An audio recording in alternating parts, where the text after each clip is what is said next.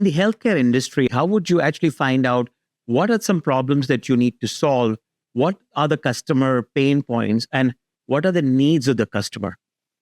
First of all, we try to define and segregate what is the definition of customer. Today, we have the pleasure of speaking with Hannah Cali, a seasoned healthcare product manager with nearly 20 years of experience in the industry. Hannah began her career as a developer, driven by curiosity about who would use the software she was building and why. This curiosity led her to explore consulting roles, where she provided recommendations to improve client systems. Her passion for understanding the problem and crafting solutions naturally transitioned her into product management, particularly in the healthcare sector. Today, she's going to offer valuable insights into the role of the product manager in this very complex field. Through your career trajectory, right? What are certain skills that you can highlight that have helped you? Now, I'm thinking about someone who's watching this podcast and is going to embark on this journey of becoming a healthcare PM. What skills would help them? Yeah, I would say, welcome everybody. This is Untapping Genius by Innovative People. And in my podcast, I have conversations with product managers and leaders that are innovating in the industry and really untapping genius in their own industry. Your product from a perspective of kidney care and from the perspective of those people that are providing the care, what would that product be called and what would be key pain points that you address in that product? so we can start off first with, let's say, you have a patient, you have a clinician, right? And then we would know, so there's some data there to point that you actually have kidney disease or whatever disease you have. A few components of the product that we may need to look at would be first, digital products, right? What are the tools that we should provide to the clinician?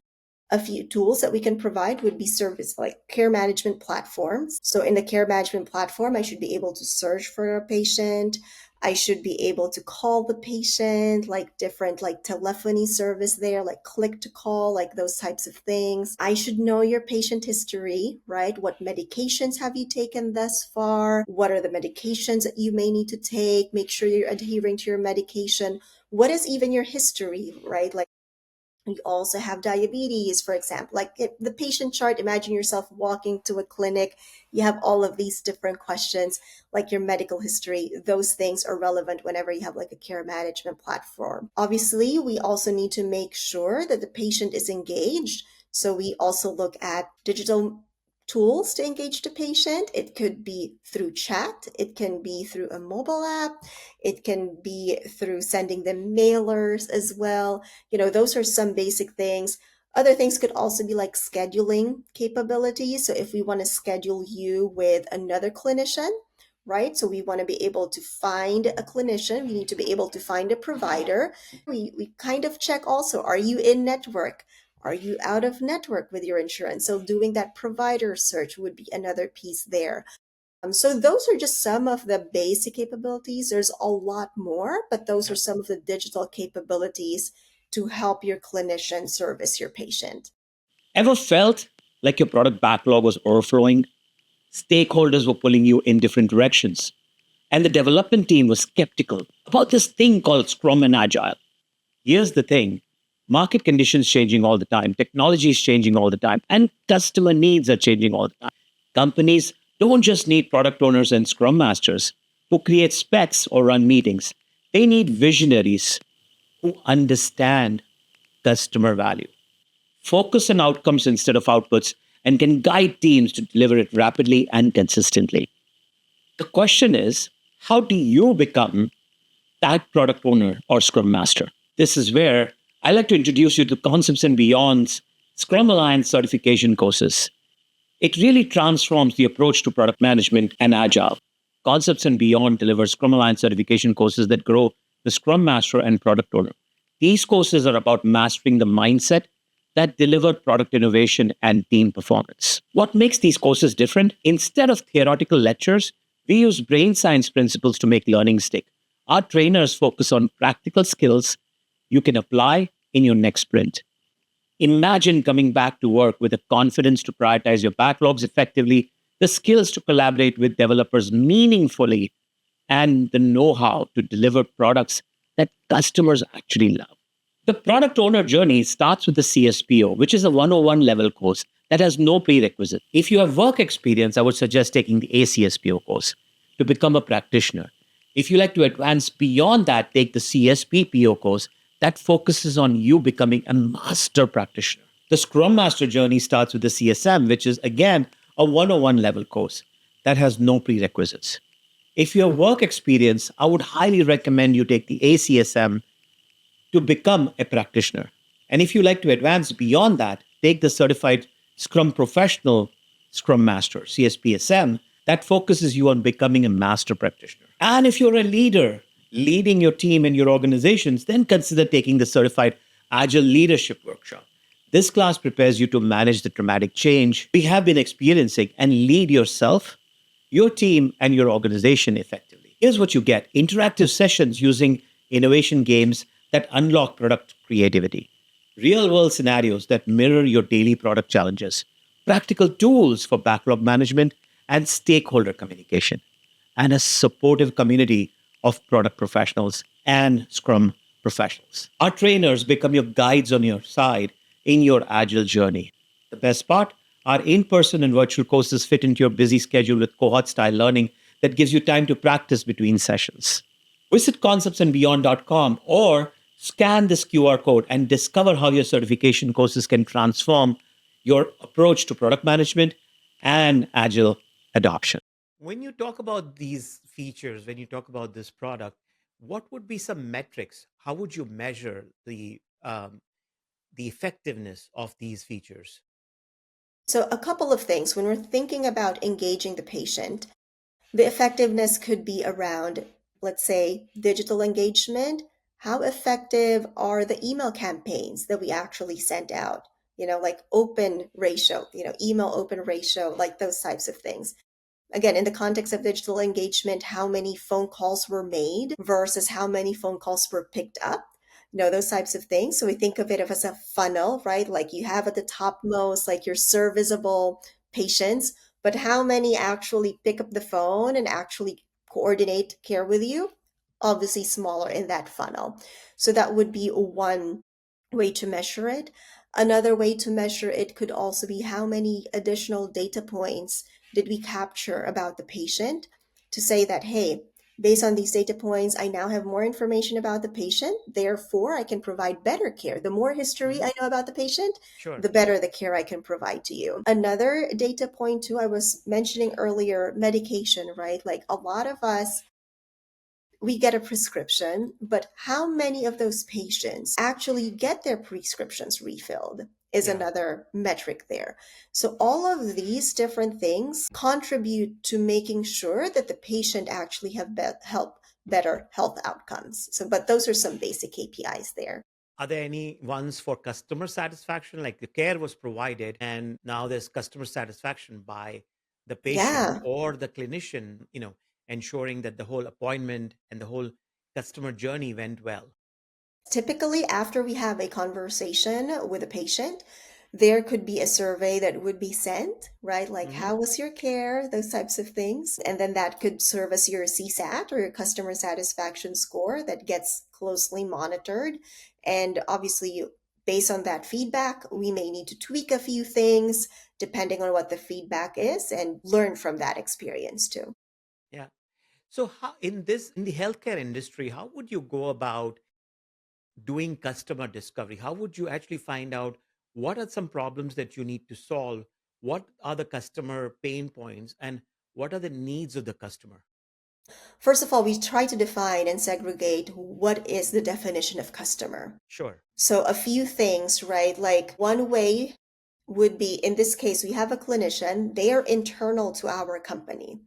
So in that case, we would set up interview sessions with them. We would do ride along. So for example, if I'm having a conversation with you, obviously with some PHI redacted and everything, Hmm. we would be able to, hey, while you're having a conversation with the patient, can I ride along and understand what is the overall journey? What is the overall process? So that is one way to understand like the journey and the workflow for our internal users. We also do some surveys every now and then to determine, hey, what are the key pain points? We also have some metrics, some operational metrics, where, for example, we could see that, hey, after we make a phone call, we spend a certain number of time doing after call summary, like after Yeah. a conversation, how much time do we spend there? And based on that metrics that we capture, we look at how can we reduce that? Looks like we need to tweak here. There's an opportunity here, an opportunity there. So that could be one way to do it when we're talking about internal users. When we're talking about patients, obviously we have a little bit less control with a patient because they're external to us. So you can do some CSAT surveys, do some feedback mechanisms there to understand how their experience was, anything else that they would like to add. Also understanding some of the segments. So sometimes we have data, and just thinking about serving a population in the whole United States, you would notice that the lifestyle of someone who lives in California is very different, let's say, to a lifestyle of a person who lives in Alabama, Yeah. because they have different weather, for example. They have different lifestyle choices as well. So, therefore, we may need to tweak some of our services and our offerings depending on our population. So, we also have a view of that to help inform some of the decisions. Do you have any tools or techniques that you use for customer discovery besides the interviewing that you mentioned? So there's a lot of different user research that we do. We also have like journey maps, Yeah. or we also do, depending on the services and the products, we can also do some degree of A/B testing where you can select a select group of people. You do a pilot with them. Depending on the outcome of that pilot, either we proceed or we don't proceed. We also do like wireframing and prototypes and validating those, those Yeah. types of Yeah. exercises as well. It's excellent.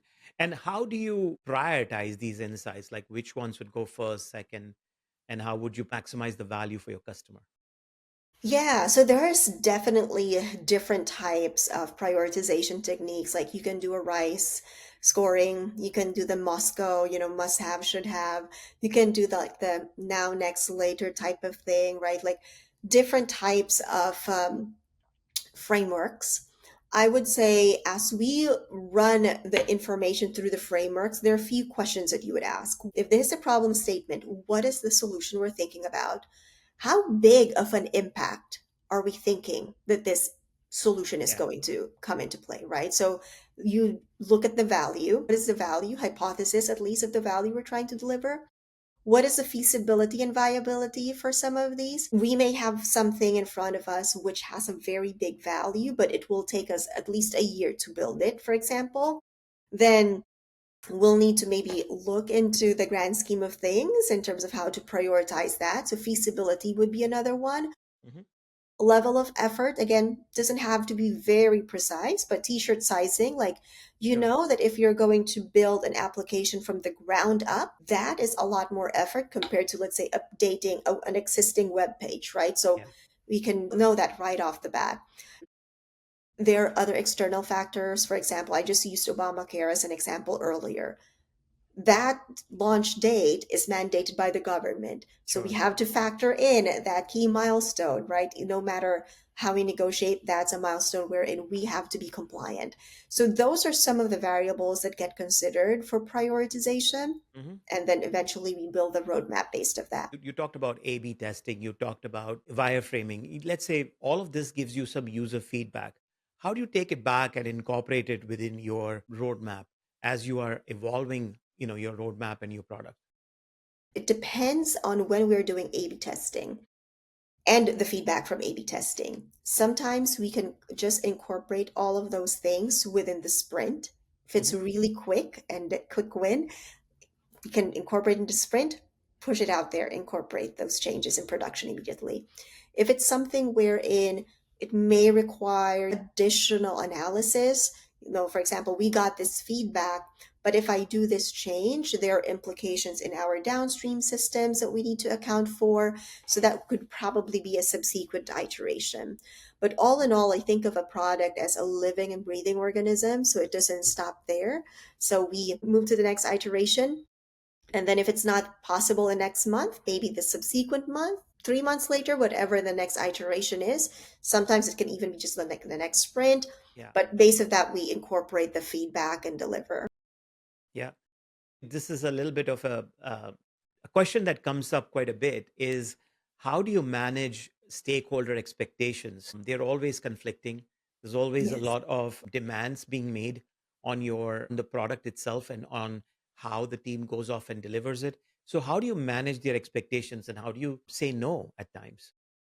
We have a lot of stakeholders. The first thing that you can do is bring them along the journey. Every stakeholder has their own different opinion in terms of what should be on the top of the priority list, right? So bring them along the journey so they have visibility in terms of the reason why you're picking this over this one. Second, provide rationale behind your decision and be open to a negotiation. Sometimes you come up to the conversation and you say, this is the priority list because you provide your rationale and your justification, but maybe there's an extra data point that you did not know. And now that you know that information, we may need to recalculate, recalibrate. Third, know your limits too, right? Sometimes we need to discuss this within product. This is our recommendation.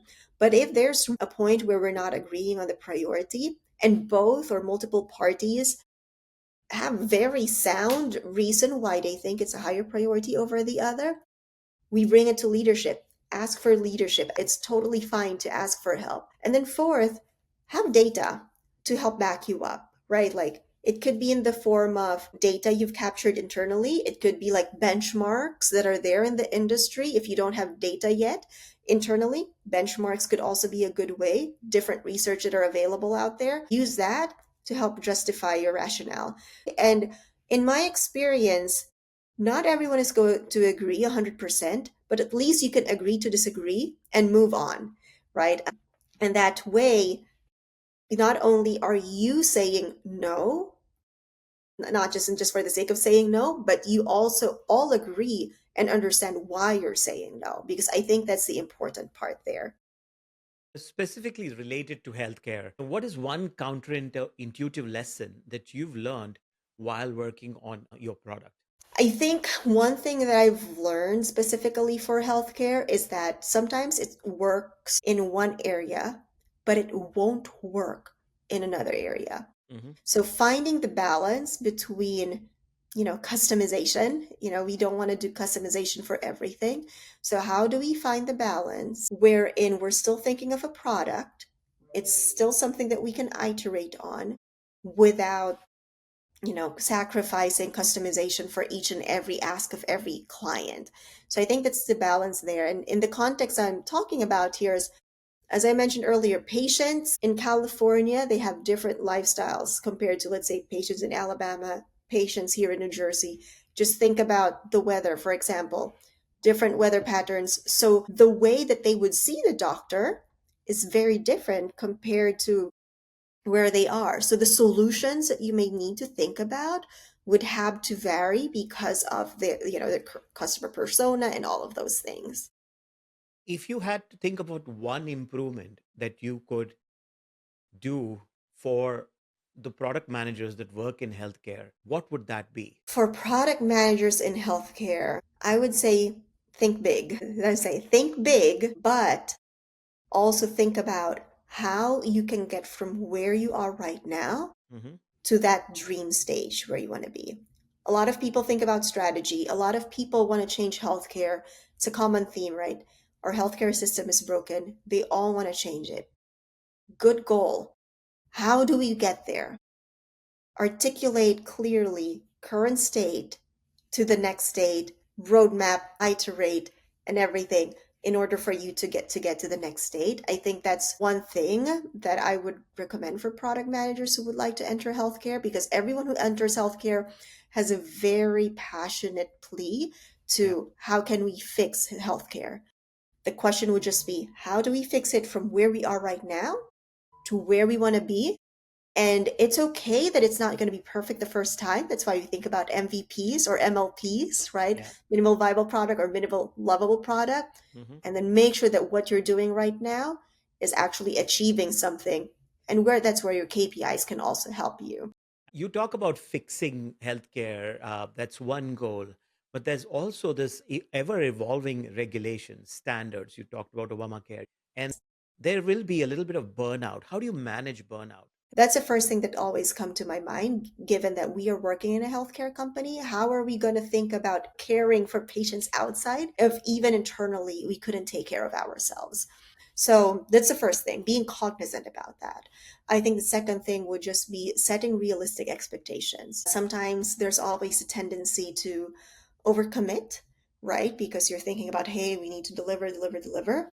How do we actually set expectations properly? And I think leveraging even some of the product mindsets around we don't need everything to be perfect. Do an MVP, do a fast follow, those types of things. Use your roadmap to your advantage. So that way it won't feel like, hey, we need everything today type of thing. Those would be some of the, I would say, even product concepts that I would recommend for someone who's like already burnt out. Take care of yourself. You're in the healthcare industry. How do Yeah. you take care of yourself?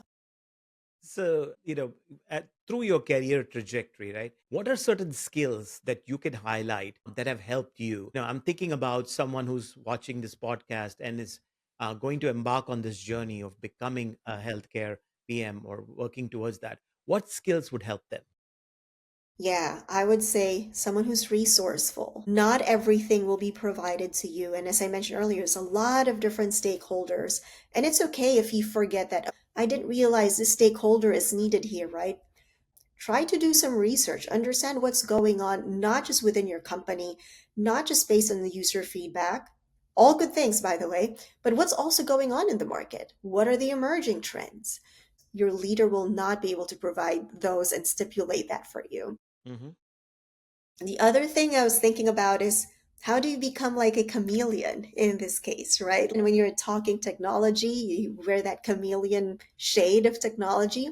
Sometimes you may need to speak with clinicians, and I'm not a clinician, but you need to understand some basic concepts there. So again, put on that different shade of chameleon there. Put on also your strategic part of your chameleon, right? Like think about where we can go. And I think that's where product is actually really helpful in some of the industries, specifically for healthcare. Think about where product can be. Don't think about just status quo. Think about where product can be, but also think about, again, as I mentioned earlier, how can we get there from here to there? Visualize that and show it to them. And then the other thing also would be think about all of the impacts that you need to account for. It can be in the context of technology, like if I do some changes here in this page, what's impacted. It can also be in the context of who are your users. If you introduce this change to your users, how many user groups are impacted? So, those are some of the key soft skills, I would say. And then be naturally inquisitive.